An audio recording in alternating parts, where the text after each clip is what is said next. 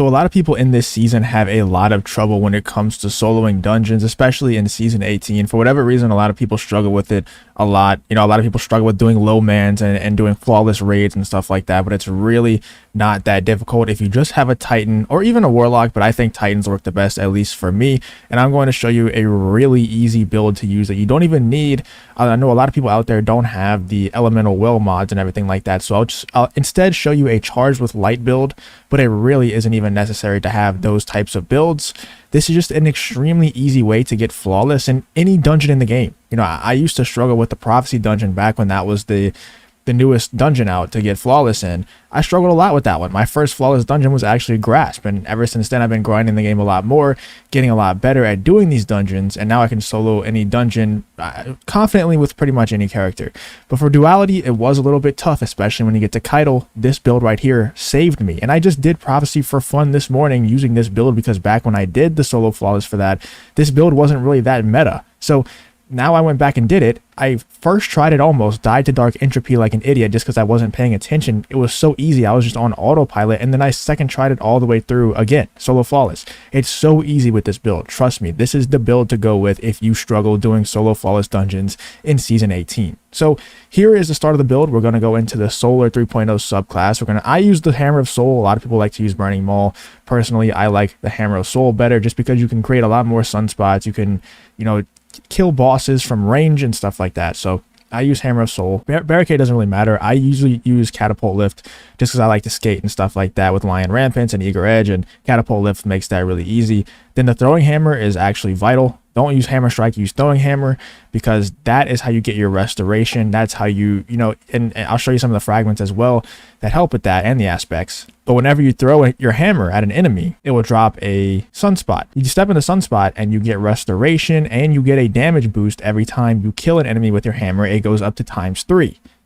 And then you use an exotic or two that I'll show you in just one second that enhances it even further. So it's pretty much just infinite restoration. It's infinite damage scaling. You know, it's not actually infinite, but you can continue to scale that damage up by killing enemies over and over, continue to get that restoration, and also you can proc Radiant with those sunspots as well.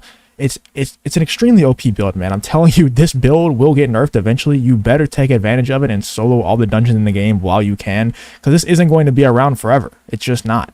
Here is the first aspect that I use. Soul Invictus, Solar ability Final Blows, Hammer of Soul impacts, defeating scorched targets, creates sunspots. You can also use the Callus Mini tool or anything with Incandescent, and you can create sunspots with that as well.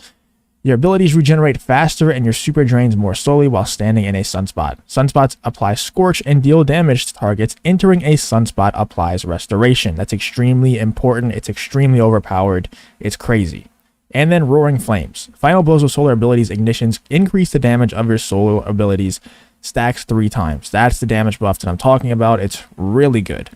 While Roaring Flames is active, your uncharged melee attack deals solar damage and scorches target. Ember of Torches. Powered melee attacks against combatants make you and nearby allies radiant. That buffs everything. Damage, reload speed, all of that stuff. You know, radiant, your weapons are enhanced by the power of the Traveler and deal increased damage to foes, but it also does reload speed and stuff like that. Solar weapon or ability Final Blows extend the duration of restoration and radiant effects applied to you. So when you step in those sunspots, you get radiant and restoration.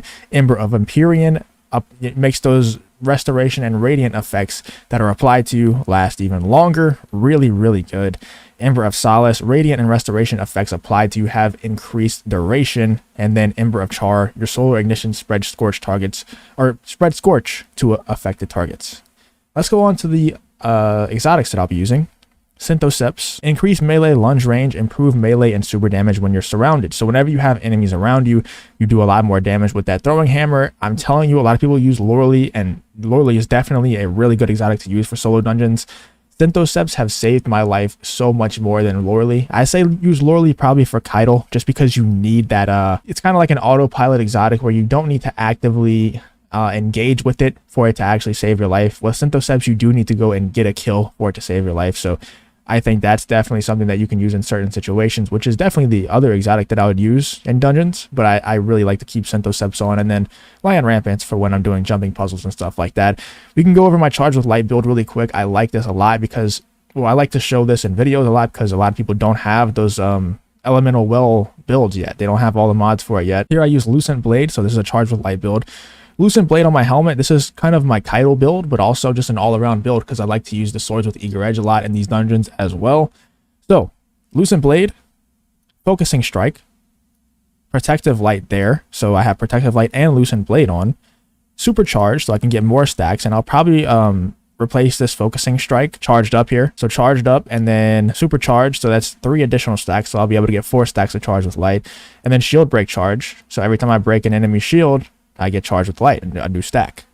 So it's really good because it has the survivability of Protective Light, but also the damage of Lucent Blade, and it's really easy to break combatant shields, especially when you're in dungeons like Grasp or dungeons like Duality. There's a lot of shields. A lot of shields. It might not work the best for Prophecy because I can't really think of that many shields in my head that enemies have. It's mostly taken. For Duality and Grasp, it's definitely a really good build. Callous Mating Tool synergizes extremely well with this. And then Cataclysmic as well. I don't have the best roll, so I like to use a Taipan. But Lament, also really good, especially if you're using the Lucent Blade build. It's extremely good for boss damage. And then kind of anything up here. I usually switch between Wither Horde, Succession, Arbalist, Submission, stuff like that. But this is an extremely good build for anyone who's trying to solo flawless a dungeon. It's probably going to get patched soon, so I would definitely take advantage of it in Season 18. I've been saying it for a while that it's probably going to get patched, but it hasn't gotten patched yet. So hopefully it doesn't, because I actually really enjoy this build. I think it's pretty easy, but it's also really fun. It's really different because it's not a gun build. You know, you don't have to do damage with your gun. You can actually do damage with your powered melee. You know, I think that's really cool. It's really different. I hope it sticks around. At least I hope whenever it gets nerfed, it's not nerfed into the absolute ground. But let me know what you guys think about this build. Let me know if it's ever helped you in the past, or let me know if it, helps you in the future. Come back and let me know on this video if you end up solo flawlessing a dungeon because of this video or anything like that. Hope you guys enjoyed the video, and I hope to see you on the next one.